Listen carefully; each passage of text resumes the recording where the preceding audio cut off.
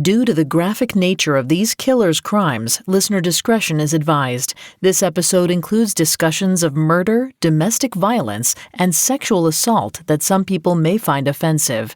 We advise extreme caution for children under 13.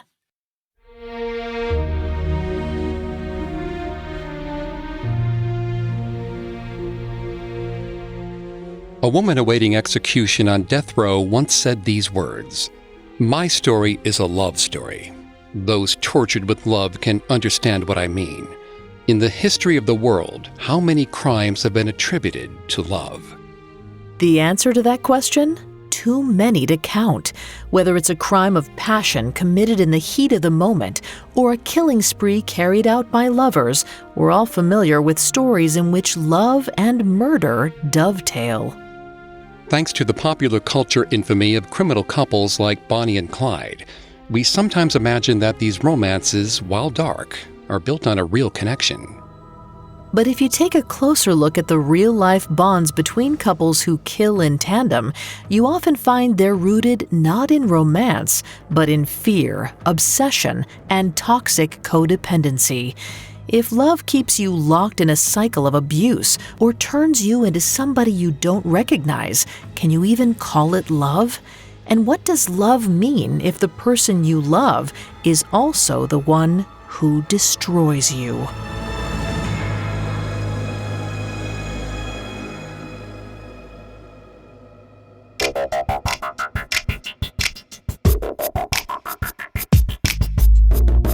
Hi, I'm Greg Polson. This is Serial Killers, a Spotify original from Parcast. This is the first episode of a 4-part look at couples who kill. Over the next 2 weeks, we're taking a closer look at 4 Valentine pairings who were driven to murder. I'm here with my co-host, Vanessa Richardson. Hi, everyone. You can find episodes of Serial Killers and all other Spotify originals from Parcast for free on Spotify or wherever you listen to podcasts. Here on Serial Killers, we're usually looking at just one monster, exploring what moved them to kill and kill again. But this month, we're looking at love in some of its more twisted incarnations. Whether for money, sex, or a shared madness, these couples work together to kill and conceal. While from the outside, they look just like two people in blissful, innocent love. Today, we're delving into the murder spree of Ray and Faye Copeland, some of the oldest people ever sentenced to death in the United States. We'll explore the Copelands' deprived upbringings, their abusive marriage, and how Ray's violent nature ultimately landed them both on death row. Over the next 3 episodes, we'll look at other couples whose victims and motivations differed greatly from Ray and Faye's. But these pairs all have one thing in common: an unbreakable bond of love. We've got all that and more coming up. Stay with us.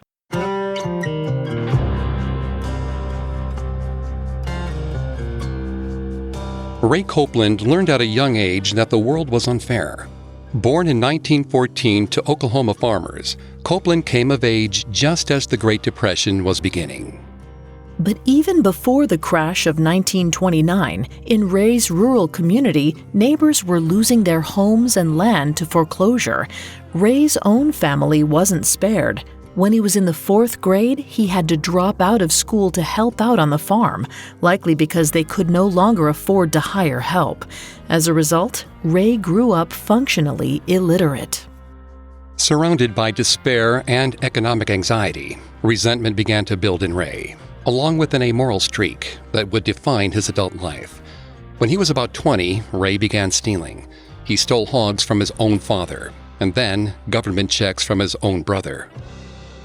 Ray's parents knew about his crimes, but perhaps because they were too preoccupied with their money worries, it seems that they struggled to discipline him. Instead, they likely covered for him. Word traveled fast in their small community, and they didn't want him in trouble.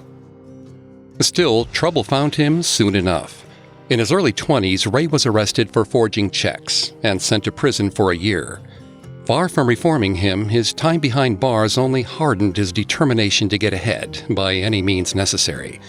He'd seen firsthand where following the rules got you: poor and desperate. But despite his disregard for the law, Ray was traditional. By his mid-20s, he was ready to settle down and find a wife who would dote on him. In 1940, when Ray was 26, he made a fateful visit to a doctor's office in the rural community of Red Star, Arkansas. There, he struck up a conversation with a shy 19-year-old named Faye Wilson. The sparks flew instantly. Early on, Ray and Faye seemed to complement each other perfectly. She was as meek as he was bullish. And within days, they began a whirlwind romance. Faye's upbringing was, in many respects, the polar opposite of Ray's. Born into a strict religious family, Faye grew up in a household her father ruled with an iron fist. She was used to a male authority figure telling her exactly what to do. And perhaps that's what drew her to Ray, who was confident and assertive. Vanessa's going to take over on the psychology here and throughout the episode. Please note, Vanessa is not a licensed psychologist or psychiatrist, but she has done a lot of research for this show. Thanks, Greg. It may sound cliché to say that we're drawn to people who remind us of our parents, but research really has shown that the relationship between a child and their parents has a huge impact on how that child will approach relationships throughout their life. Attachment theory, a branch of developmental psychology, claims that a child's early experiences with parents or caregivers influences how they process emotions as adults. It also determines how they will bond with other people, such as romantic partners.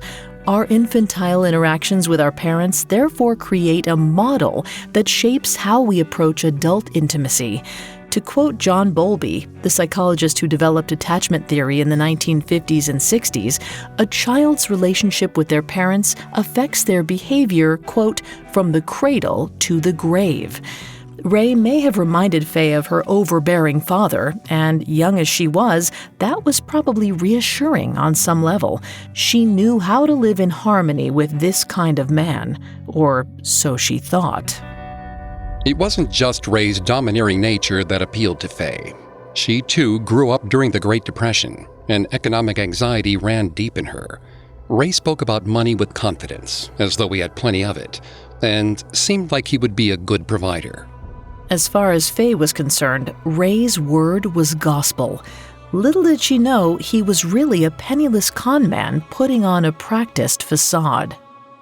Within months of their first meeting, Ray and Faye married.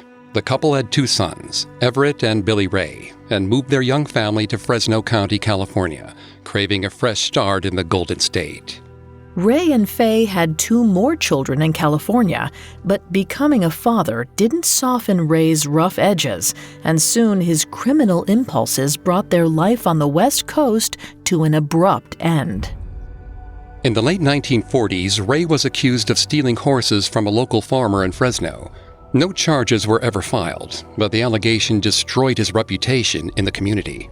Then, soon after the birth of his 5th child, Ray moved his family back to Arkansas. Within a month of arriving, he was arrested for stealing cattle and sentenced to a year in jail. And so began a years-long period throughout the 1950s in which Ray was constantly in and out of jail for livestock theft and check forgery. The family moved around a lot during this time, between Arkansas, Missouri, and Illinois. The most peaceful periods for the Copelands were during Ray's prison stints. When he was behind bars, Faye and the kids could breathe easy. But when he came home, things got ugly. It's not clear if Ray was violent and abusive from the beginning of his marriage to Faye, or whether his personality darkened over the years. But by the time the Copeland children were old enough to form memories, they were likely terrified of their father. When Ray's 3rd son, Al, was a teen, Ray beat him with a pair of metal cow kickers, leaving him with lifelong back problems. Recalling his father's violence in an interview with Investigation Discovery, Al said, "Whenever Ray came home from prison, you had to be on your guard as far as what you said to him, how you said it, because if you said it wrong to him, you'd get physically abused." According to Al, what was even worse was watching his mother take the abuse. In the same interview, Al said that he and his siblings became accustomed to seeing Faye with bruises and black eyes, and knew what it meant. According to Al, Ray treated his wife a lot worse than trash. Despite the violence, it's not clear whether Faye ever considered leaving Ray. Given the relentless abuse she and her children experienced over the years, it's likely that the thought at least crossed her mind. But there are many reasons why leaving may not have felt like a viable option. Faye was a deeply religious woman, raised in a Christian fundamentalist family, where the patriarch's word was law. What's more, she believed that divorce was a sin. On a more practical level, she was also financially dependent on Ray with 5 children to feed, and so Faye stayed with her husband and life carried on. By the 1960s, Ray had a new strategy for cattle rustling. Instead of simply stealing the cows, he bought them in a seemingly legitimate transaction. But since he lacked the funds to actually afford them, he used bad checks that promptly bounced. This scheme unraveled fast. In 1961, Ray was caught and sent back to jail. A few years later, he served another jail term for the same crime. By 1966, Ray had moved his family to Mooresville, Missouri, and bought a 40-acre farm. Hearing this, you might assume that the couple's finances had taken an upswing, but in fact, the purchase was a stretch, and the Copelands continued to live a hand-to-mouth existence, even as landowners. Ray and Faye both took odd jobs to make ends meet, him on other farms, her at a local motel, and sometimes they'd rent out parts of their farm for pasture. By this time, Ray and Faye's children had all left home and were no longer around to help out on the farm. This left Ray no choice but to hire employees to pick up the slack. But stretched financially as he was, he had to get creative about his recruitment methods. The precise dates get a little murky here, but at some point during the 1970s, Ray started picking up hitchhikers. Rather than giving them the ride they wanted, he offered them work on his farm, which many accepted. He also sought out employees at a local homeless shelter, offering $50 a day, plus free room and board. It was an offer not many desperate people could turn down. And so the Copeland's neighbors watched warily as disheveled drifters came and went from the farm over the years. Little did they know, it was Ray himself they should have been keeping an eye on, not his hired hands. That said, there's no record of any confirmed criminal activity during this time. It's possible that Ray put his cattle theft on ice for a while, perhaps spooked by his numerous stints in jail. But one report paints a deeply disturbing picture of Ray and Faye's disintegrating marriage. According to forensic psychologist Lenore Walker, who was interviewed by Investigation Discovery, Ray brought farmhands home and forced Faye to have sex with them in front of him, sometimes at gunpoint. Walker speculates that this was done for Ray's pleasure and should be thought of as part of his abusive behavior. Forcing your wife to have sex with strangers and wanting to watch it happen is an act of such perverse evil that it's hard to make sense of. But if this report is true, it may have laid the groundwork for Ray's next scam. After all, if Ray could force his employees to have sex with his wife at gunpoint, why not force them to commit other crimes for him too? Ray resented the men he hired. He felt they were living off the welfare money paid for by hard-working taxpayers like himself. He felt that they owed him something. He saw them ultimately as dispensable. And with that in mind, he hatched a horrifying new plan. Coming up, Ray Copeland's murder spree begins. Hi, it's Vanessa from Parcast. They say there's someone for everyone. A soul to share your secrets with, a companion to grow old with, a conspirator to commit crimes with. Starting this February on Spotify, learn about the lethal and legendary lovers who fought the law in the Parcast limited series Criminal Couples. If you've ever referred to your best friend or beloved as your partner in crime, this exclusive series is for you. Beginning February 1st, join me for a collection of unlawful love stories from shows across the Parcast network. Discover the extreme beliefs of cult leaders Tony and Susan Alamo, enter Fred and Rose West's real-life house of horrors, and experience the madness and motives of the San Francisco witch killers. fall for the most famous and feared pairs in history in the Spotify original from Parcast, Criminal Couples. Enjoy 2-part episodes every Monday starting February 1st. Follow Criminal Couples free and exclusively on Spotify. Now back to the story. As the 1970s drew to a close, Ray Copeland, now in his mid-60s, was entering his golden years. Most Americans retire by this time, ready to relax, reap the rewards of their working years, and spend more time with their families. But Ray, a violent and cold man who terrorized his wife and children, had no interest in this kind of future. Even if he had, it wasn't an option. Having spent his entire adult life scraping together a living, Ray was in no position to retire. But he had come up with a new plan to get ahead. He'd been caught more than once using bad checks to buy cattle and had no desire to spend any more time behind bars. Instead, he figured he could use his farm hands to do the dirty work for him. Ray had nothing but contempt for the drifters he hired. He saw them as lazy men who never bothered to pull themselves up by their bootstraps and resented having to pay them for their labor. But now, he'd found a way to make use of them.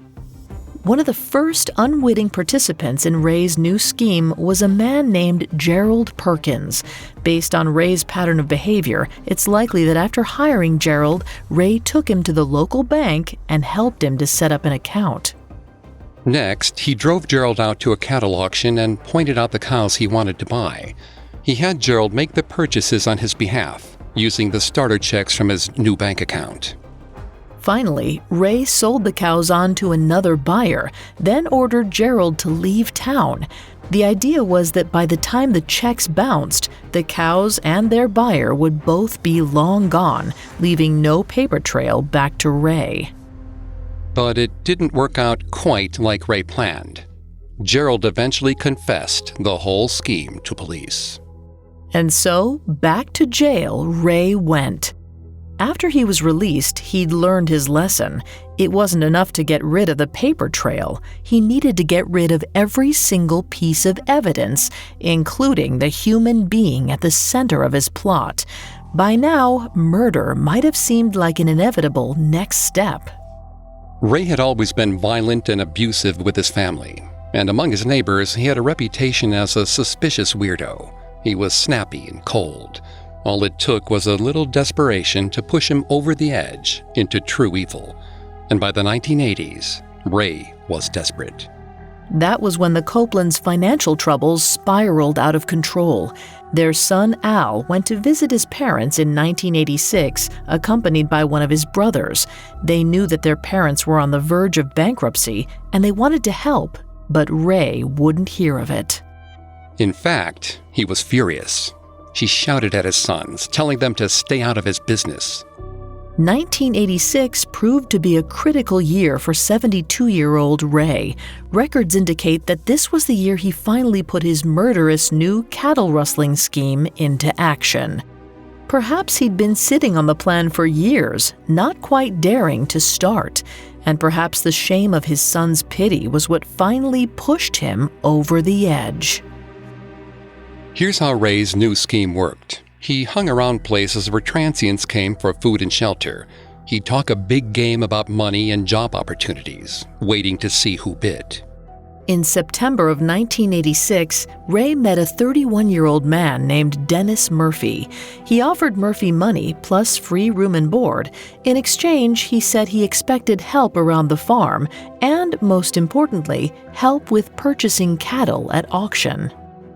Ray's story may have been that he was hard of hearing and couldn't manage by himself in the loud, fast-paced environment of a rural auction. To a homeless man in desperate need of income and housing, this deal must have been a no-brainer. Once he had Murphy on board, Ray likely took him to a nearby town and had him open a new post office box and checking account. Ray would have fronted him the money for both. From there, the cattle scam began. Ray and Murphy traveled together to rural auctions all around the county, where Murphy bought cattle at Ray's direction using his starter checks. Ray sold the new cattle immediately afterward and pocketed the profit. He knew the checks would bounce, but it didn't matter. There was no way to trace Murphy's account back to Ray. Now all he needed to do was make sure Murphy couldn't rat him out. As Ray and Murphy returned to the farm on October 17th, Ray struck. He shot Murphy in the back of the head with a .22 caliber rifle, killing him instantly. Murphy crumpled to the ground and Ray sprung into action. He dragged Murphy's body into the back of his truck and drove out to a neighboring farm where he sometimes did odd jobs. There, he fixed the corpse to a 40-pound concrete weight, then heaved both over the side of a well. He thought no one would find him there. Just a month later, in November of 1986, Ray carried out the plan again. He hired a new worker, Wayne Warner, and had him fraudulently purchase cattle at an auction. Once Warner served his purpose, Ray shot him in the back of the head and drove his body out to the same farm where he'd buried Murphy. He buried Warner's body in a shallow grave beneath bales of hay and drove back to his own farm where Faye was waiting for him. At this point, we have to wonder, did Ray put on a facade for his wife, pretending that Warner and Murphy had simply quit? Did she believe or play along with the lie, preferring to keep the peace rather than risk a fight? Or did Faye know exactly what was going on? The answer is unclear. Given that these men lived with the Copelands on their land, it's hard to believe that Faye was completely in the dark. At the very least, she would have noticed their disappearances. But since Ray made a point of hiring drifters with no close ties in the area, Faye probably wouldn't have found it strange if they moved on without saying goodbye. And she worked regularly at a local motel, so it's possible she wasn't home to hear the gunshot when either of the men were killed. However, given what we know about the Copelands' marriage, it also makes sense that Faye might have simply looked the other way. After enduring years of abuse, she knew better than to ask too many questions. If this is the case, then Faye's behavior could be attributed to learned helplessness. Coined by psychologists studying animal behavior in the 1960s, the term learned helplessness now describes what happens when an individual faces a continuous, uncontrollable negative situation and gradually gives up on trying to change their circumstances. Research suggests that living within a cycle of abuse for sustained periods can lead to learned helplessness in the victim. Even if Faye knew what was happening, she may have felt unable to stop Ray. If she couldn't keep him from abusing her and her children, how could she keep him from hurting strangers? It's also possible that Faye did more than look the other way. She probably wasn't directly involved in the actual murders. Killing someone with a rifle isn't typically a two-person job. But perhaps she helped Ray dispose of the bodies and clean up any evidence afterwards. In a 1990 paper on joint murders for the Journal of Crime and Justice, Philip Jenkins described two types of partner serial killers, the dominant-submissive pair and the equally dominant team. In a dominant-submissive pair, one partner, usually the man, is the dominant partner, and the woman participates to please him. She may or may not take part in or observe the actual murders. It's clear that Ray was the dominant force in the Copelands' marriage. Faye submitted to him, both out of fear and because of her traditional values. If she was involved, this was likely the dynamic. Whether his wife knew the truth or not, Ray's murders went undetected for years. Since both Murphy and Warner were drifters, it doesn't seem like their disappearances were investigated by authorities, or if they were, the investigation didn't get far. Over the next 3 years, Ray Copeland hired and murdered at least 3 more farmhands, 27-year-olds Jimmy Harvey and John Freeman, and 21-year-old Paul Cowart. In the cases of Cowart and Freeman, and likely for Jimmy Harvey as well, Ray had each man open up a bank account and buy cattle on his behalf. After each job was done, Ray shot his most recent employee in the back of the head, execution style. By the spring of 1989, when he killed Cowart, 75-year-old Ray was one of the oldest serial killers in American history. He'd been getting away with murder for 3 years, and he was on top of the world. In his twilight years, he'd finally found a reliable source of income that would keep him and his wife above water. And as far as we can tell, the human cost of the scheme didn't trouble Ray for a moment.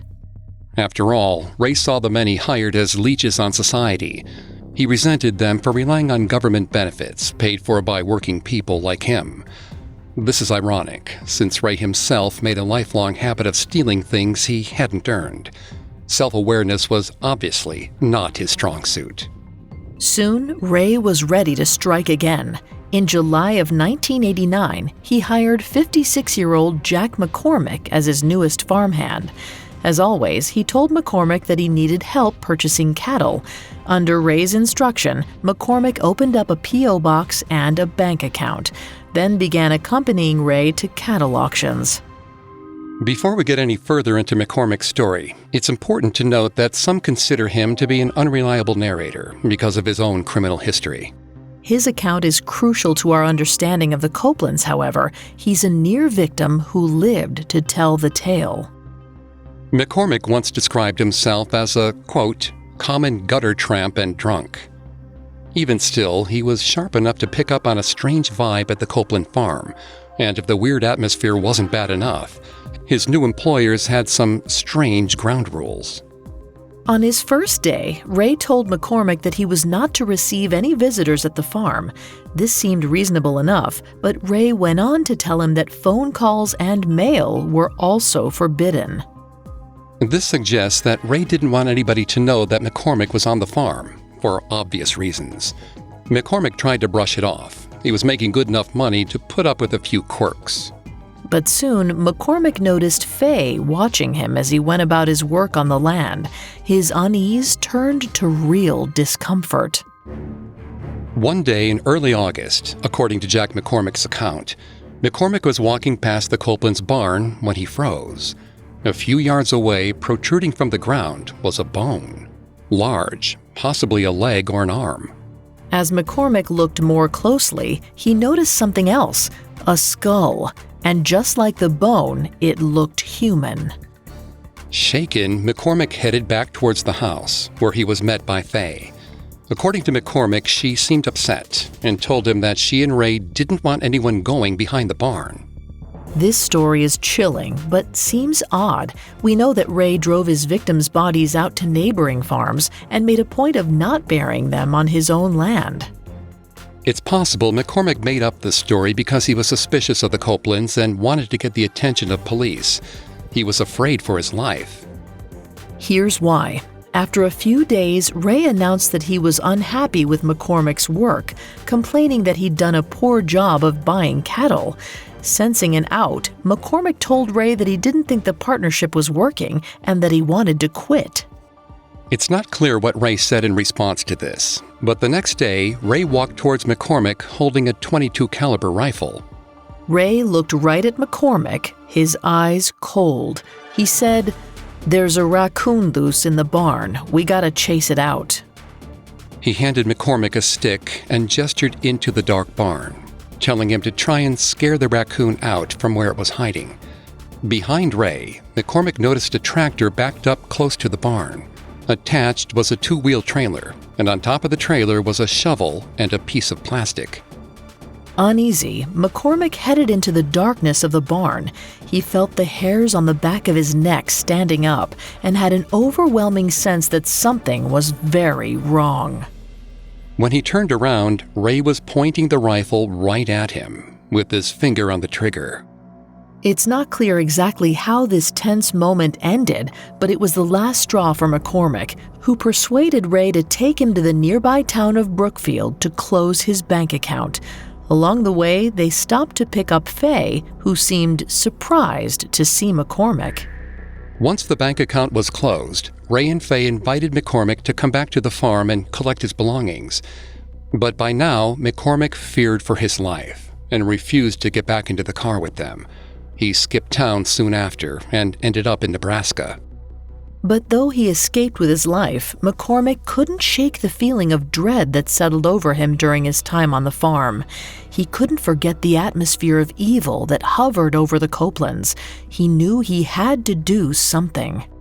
In late August 1989, McCormick called a Crime Stoppers hotline in Nebraska. He told the operator the story about seeing human remains on the Copeland's farm. Given his own rap sheet, McCormick was nervous about being arrested for the bad checks he wrote for Ray. So he hung up as the operator tried to get more information. But soon enough, the authorities caught up with McCormick anyway. He was arrested in Oregon for the bad check he wrote at an auction in Missouri on Ray Copeland's orders. During his police interview, McCormick explained the whole story. He told them he was afraid for his life and that he was sure Ray was killing people and burying the bodies on his farm. Intrigued by the claims, Nebraska authorities contacted police in Missouri. The sheriff's department in Livingston County was bewildered by the call. Theirs was a quiet, rural county with very little criminal activity. But they turned up evidence that seemed to corroborate at least part of McCormick's story. A number of bounced checks for cattle purchases, signed by a Jack McCormick. It was enough to convince them to look into the rest of the outlandish claims. So, search warrant in hand, the police headed for the Copeland's farm. Coming up, the authorities make a disturbing discovery about Faye. Now back to the story. In August of 1989, Ray Copeland made a fatal error. He'd planned on killing his employee, Jack McCormick, after using him to fraudulently buy cattle. But McCormick had sensed that something was up and left town. Ray let him leave, a decision he would soon come to regret. On October 9th, police arrived at the Copeland's farm with a search warrant. When 68-year-old Faye answered the door, she was polite and cooperative, but explained that Ray wasn't home. He was having breakfast in a neighboring town. They took her into custody for her involvement with the scheme to pass bad checks. Once she was in jail, they searched her purse and found blank checks signed by McCormick. That same day, they tracked down Ray and arrested him too, charging both Ray and Faye with conspiracy to commit theft. In separate interviews, neither Ray nor Faye admitted any wrongdoing. At some point, Ray told the cops, "You'll find nothing on my place." But in fact, back on the farm, the search was incredibly fruitful. The police found bank and livestock records showing suspicious irregularities, along with Ray's .22 caliber rifle.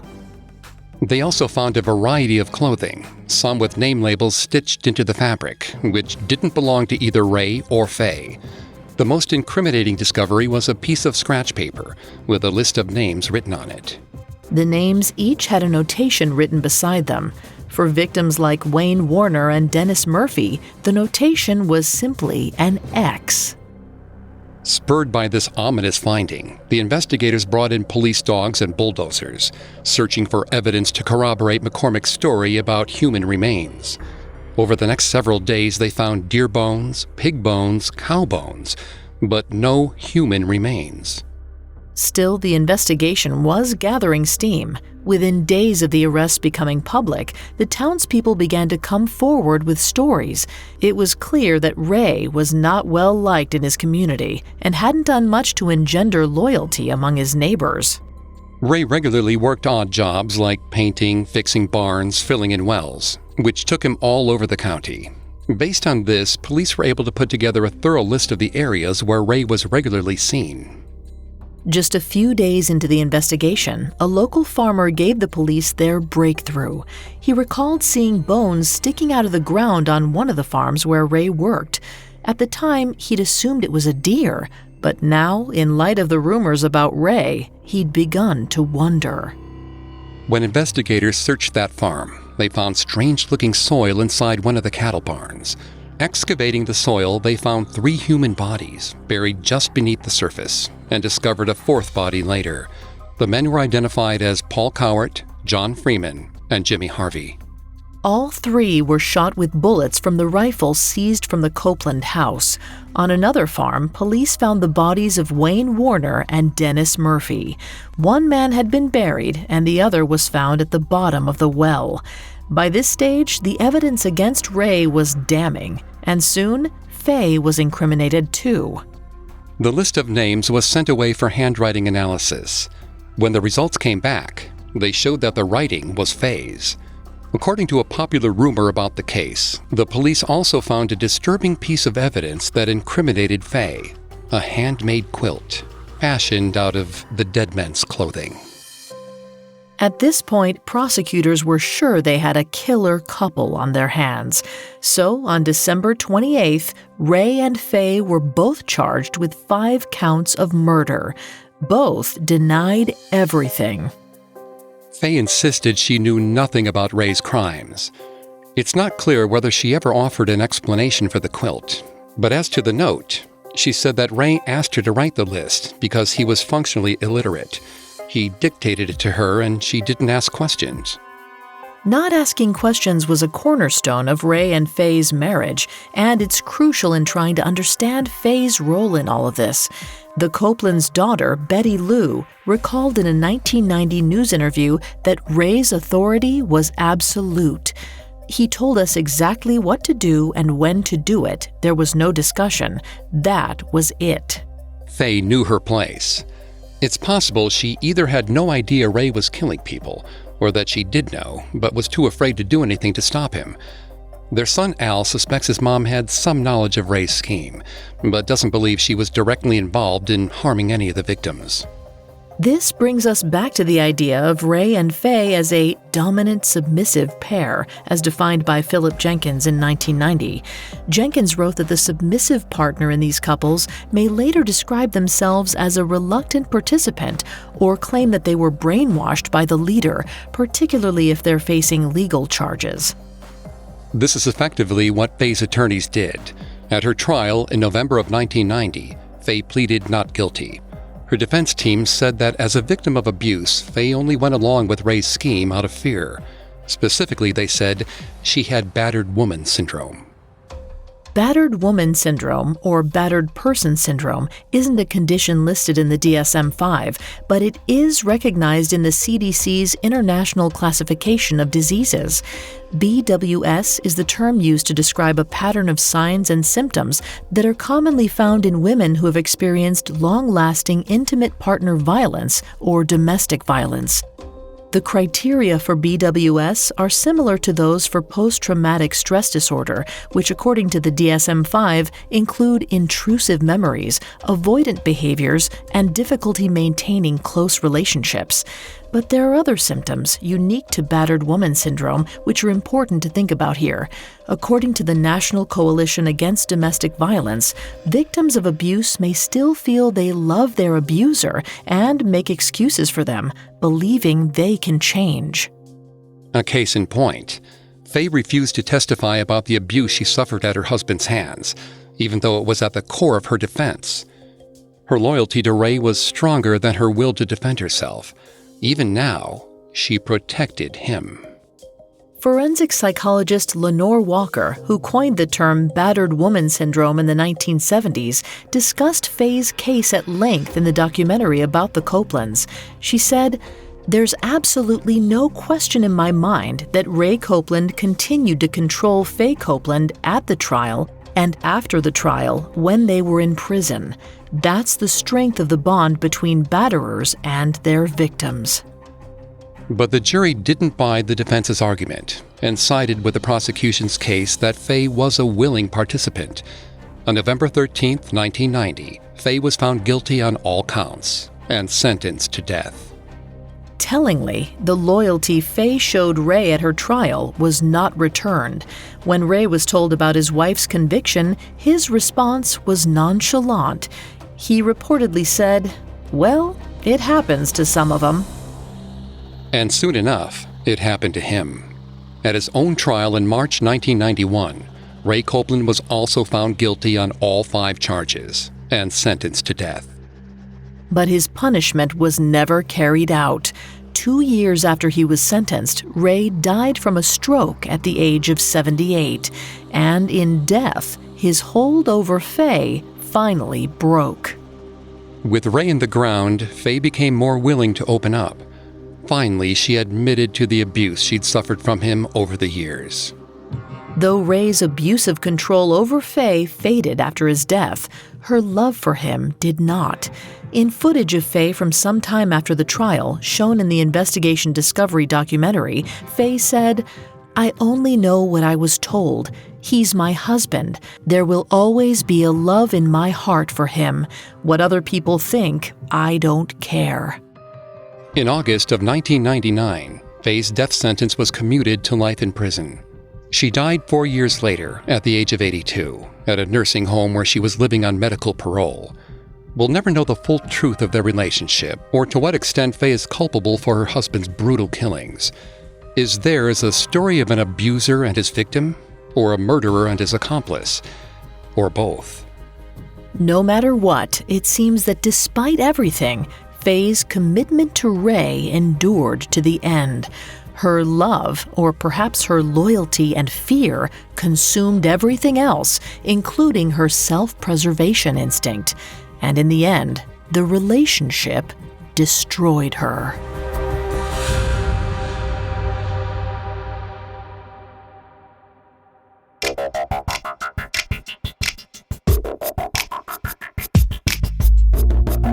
Thanks again for tuning into Serial Killers. We'll be back soon with part 2 of our Killer Couples series to explore another story of a love that turns deadly. Because sometimes love doesn't destroy so much as it reveals. For more information on Ray and Faye Copeland, amongst the many sources we used, we found the Investigation Discovery series Wicked Attraction extremely helpful to our research. You can find all episodes of Serial Killers and all other Spotify originals from Parcast for free on Spotify. We'll see you next time. Have a killer week.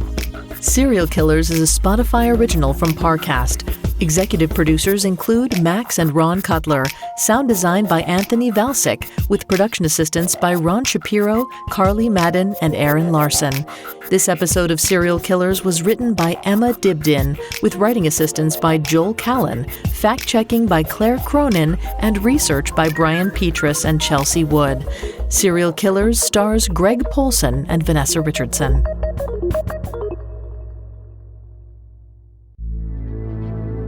Hi, it's Vanessa again. Before you go, don't forget to check out the new Parcast limited series, Criminal Couples. From apocalyptic cult leaders to bank-robbing bandits to married mafiosos, these couples give new meaning to Till Death Do Us Part.